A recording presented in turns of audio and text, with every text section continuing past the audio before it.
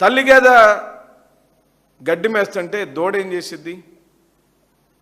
ఇప్పుడు అదే జరుగుతుంది ఈ రాష్ట్రంలో. అంటే పరిపాలకులే, స్వయానా ముఖ్యమంత్రి దళితుల్లో పుట్టాలని ఎవరైనా కోరుకుంటారని చులకన భావంతో మాట్లాడిన రోజే చంద్రబాబు నాయుడు గారి వైఖరి రాష్ట్రంలో దళిత వ్యతిరేక వైఖరి అని తేలిపోయింది. అందుకే ఒక్క స్టేట్మెంట్ రాలేదు. ఆయన ఇవ్వలేదు కాదు కదా.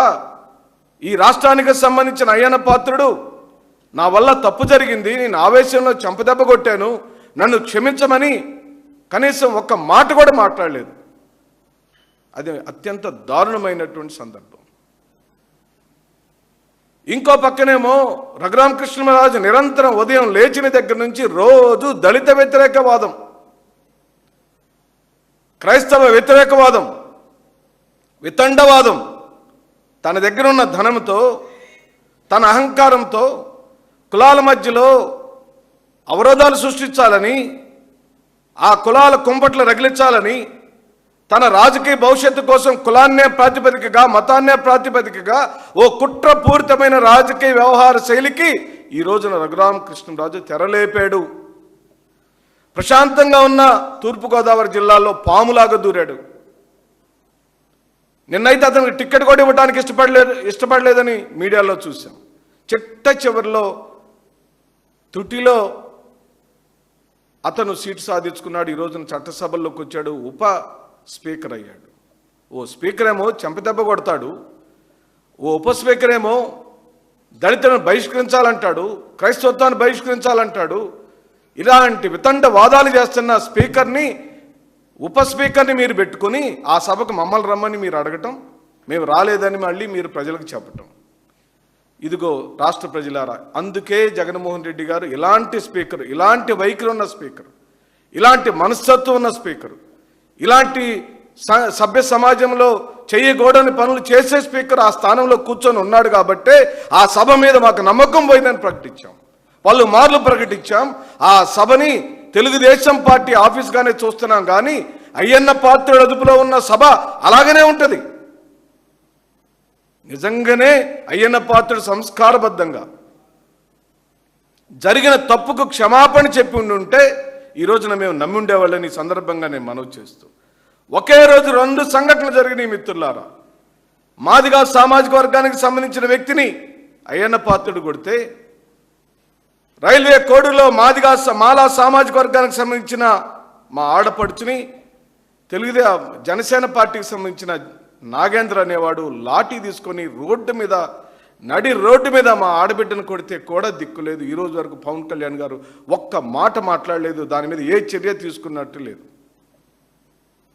కనీసం షోకాజ్ నోటీస్ కూడా ఇవ్వలేదు ఆ కార్యకర్తకు. ఇంకో పక్కన ఐ సుబ్రహ్మణ్యం అనే అతను దారుణాతి దారుణంగా, ఇదిగోండి అయ్యన్న పాత్రుడు స్వయంగా దళితుడిని చేయి చేసుకున్న పేపర్ ఎక్కడుంది, ఇదిగో నాగేంద్ర అనే అతను దళిత మాలా సామాజిక వర్గానికి సంబంధించిన అమ్మాయిని కొడుతున్నట్టుగా ఇదిగో సాక్ష్యం.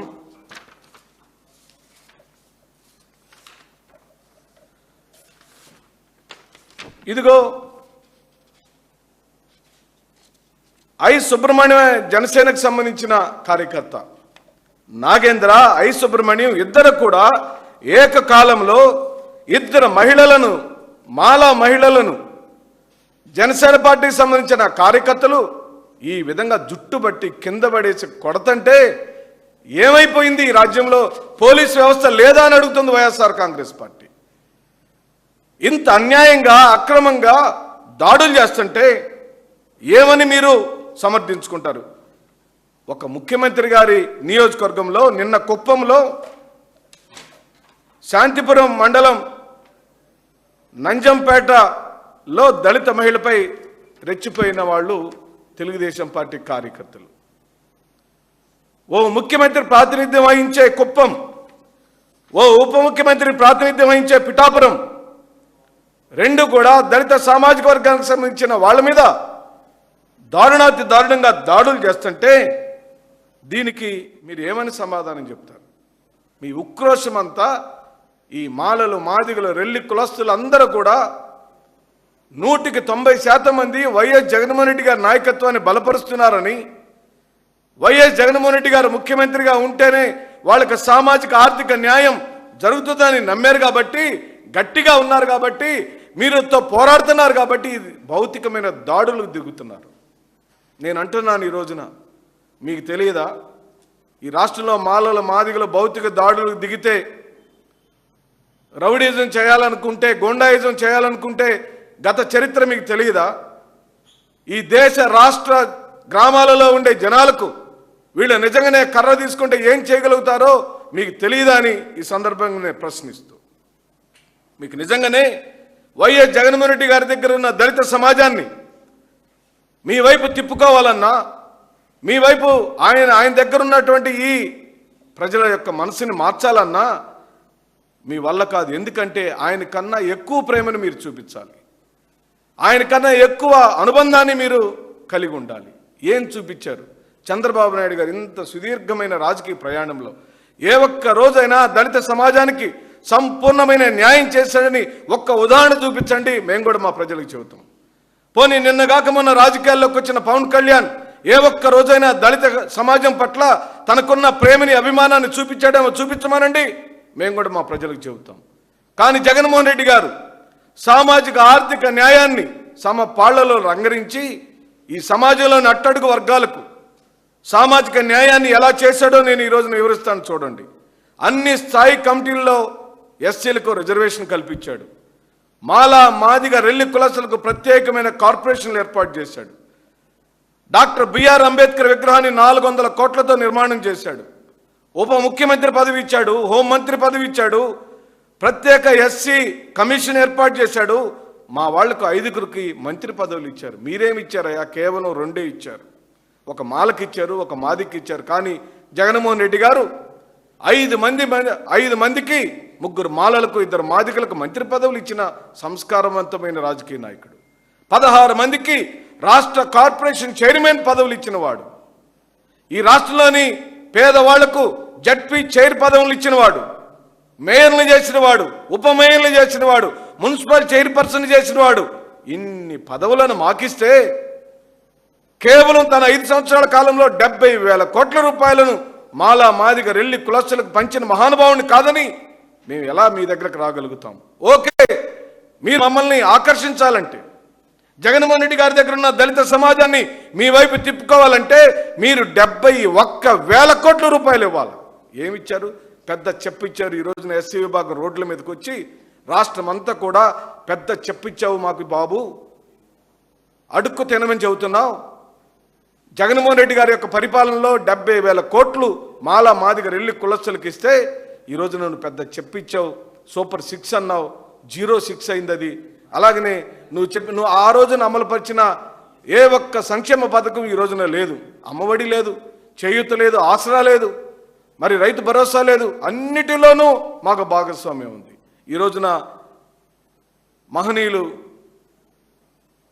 పుట్టిన ఈ సందర్భంలో, బాబు జగజ్జనరావు గారు జన్మించిన ఈ రోజున ఇంత దీనస్థితిలోకి మాకు నెట్టి మా సామాజిక న్యాయాన్ని అణగదొక్కి, ఆర్థిక పరమైనటువంటి వ్యవహారాలన్నిటిని అణగదొక్కి, విద్యా వైద్య రంగంలో వారు తెచ్చిన సంస్కరణలను మీరు ఒక్కసారి గ్రామాల్లోకి వెళ్ళి చూడండి.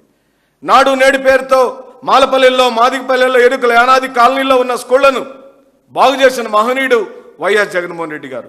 ఫీజు రీయింబర్స్మెంట్ని సకాలంలో మా విద్యార్థులకు అందించాడు. నాణ్యమైన చదువులు అందించడానికి ఎంతో శ్రమపడ్డాడు. ఆరోగ్యశ్రీలో లబ్ధిదారులు 100 మంది ఉంటే గ్రామాలలో ఆ 100 మందిలో 50% మంది మాలా మాదిగలే ఉంటే ఆ ఆరోగ్యశ్రీని ఈ రోజున అటక్కెక్కిచ్చారు మీరు.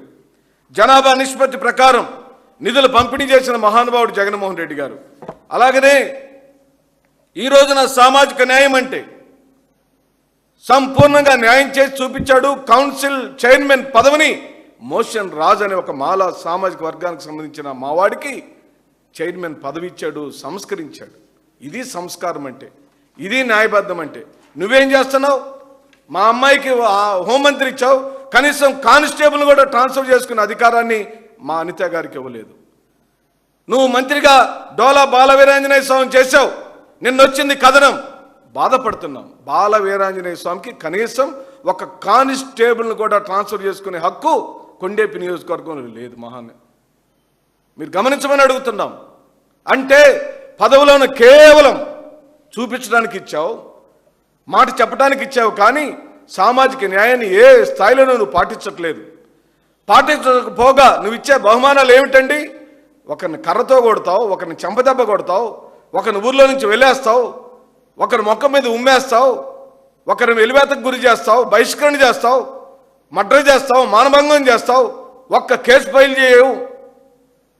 ఇవన్నీ కూడా నీ భావజలాన్ని, దళిత వ్యతిరేక భావజలాన్ని సుస్పష్టం చేసిన చంద్రబాబు నాయుడుకు నీ కుయుక్తులతో, కుట్రలతో, ఈ వితండ వాదాలతో, ఈ విభజన రాజకీయ వైఖరితో దళిత జనాంగం యొక్క మనసు గెలవలేవని, క్రైస్తవ సమాజాన్ని నువ్వు చిన్నాభిన్నం చేయలేవని, అలాగనే క్రైస్తవత్వం అంటే అదేదో జడ పదార్థం కాదు, లేదా విదేశాల నుంచి వచ్చిన వ్యవహారం కాదు, అది ప్రజలు నమ్మిన విశ్వాసమని ఈ సందర్భంగా నేను మనవి చేస్తూ, అసలు హిందుత్వమైన భారతదేశంలోకి క్రైస్తవత్వం ఎందుకు వచ్చిందో, ఎందుకు క్రైస్తవత్వానికి ఈ పేదవాళ్ళు దళితులు అట్రాక్ట్ అయ్యారో అది విస్తృతమైన చర్చ. ఆ సందర్భం వచ్చినప్పుడు ఆ చర్చని తప్పనిసరిగా వైసీపీ ఆ దళిత సమాజం పట్ల బాధ్యతతో ఉంటుందని ఈ సందర్భంగా మేము మనవి చేస్తూ సెలవు తీసుకుంటున్నాను. నమస్కారం.